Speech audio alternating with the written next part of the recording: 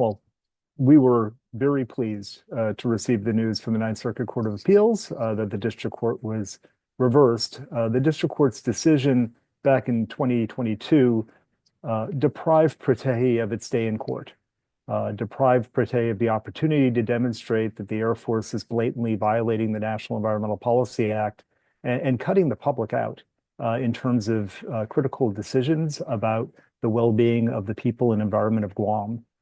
So the case involves the question whether the Air Force was obliged to do environmental review, including not just looking at the impacts of open detonation on the people and environment, but also at the alternatives. And the Court of Appeals really emphasized this, that had the Air Force complied with the National Environmental Policy Act, it would have involved the public in decisions, again, not just about the impacts, but whether if they do need to proceed with the disposal of these munitions, how they should do it, and equally importantly, where they should do it.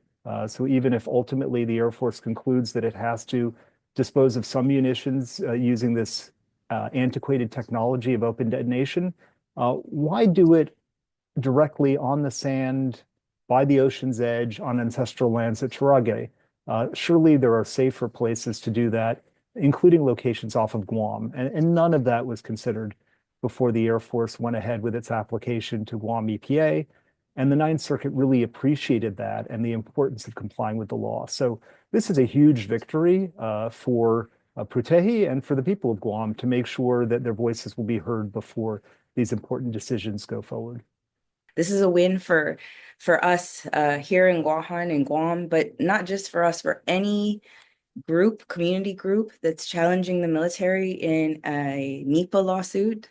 And in the Ninth Circuit, we historically have had horrible luck in challenging rulings in the Ninth Circuit Court. Most of the time, those judges have ruled against the territories. And so this is huge. And we do see this as, you know, an extension of justice too for everybody who's challenging these violations, similar violations or similar issues through the courts. It is critical that frontline communities like the people in Guam receive the protection that they deserve.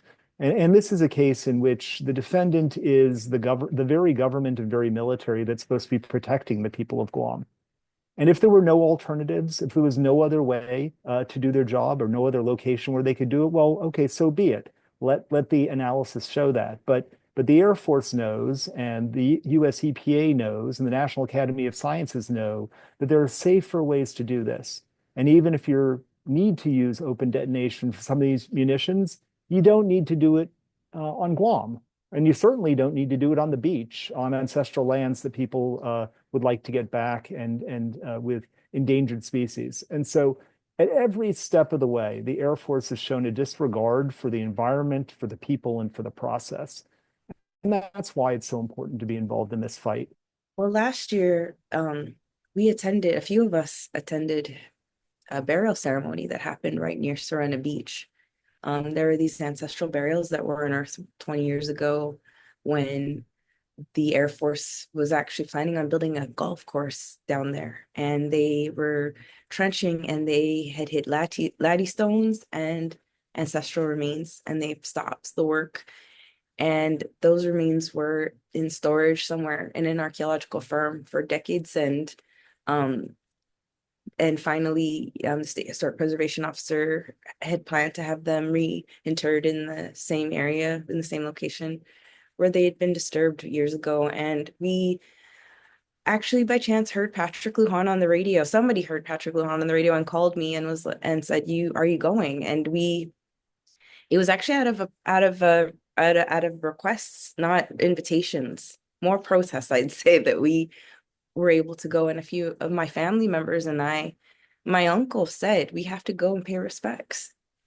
And that's the thing we have to remember, is that these were Chamorro ranches and that our people do care, feel very connected to the ancestors there, to the land there.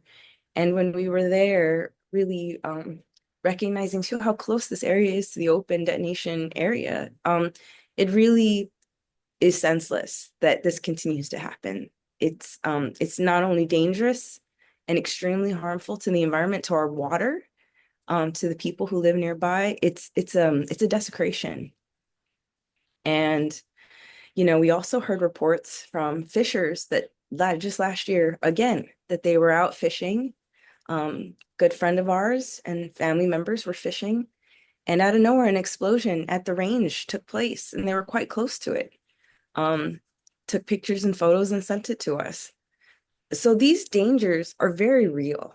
They're not tangible. They're not they're not abstract. They're not abstract. They're very real. These dangers are very real. They're tangible dangers. And when David and Tien came to Guåhan for the case in 2022, we were standing at the shores at Tarague, and we saw an open detonation go up, and we saw the smoke carry over the cliffside onto the plateau. We're thinking about the residents of Jigo and Dedido, two of our most populated villages. Just right outside the base, there are schools, there are churches, there are farms, there are ranches, there are homes, and there's so much at stake here. And this is a huge fight for us, and we're very excited and grateful for this decision, for this opinion coming out, and we really look forward to watching the case progress.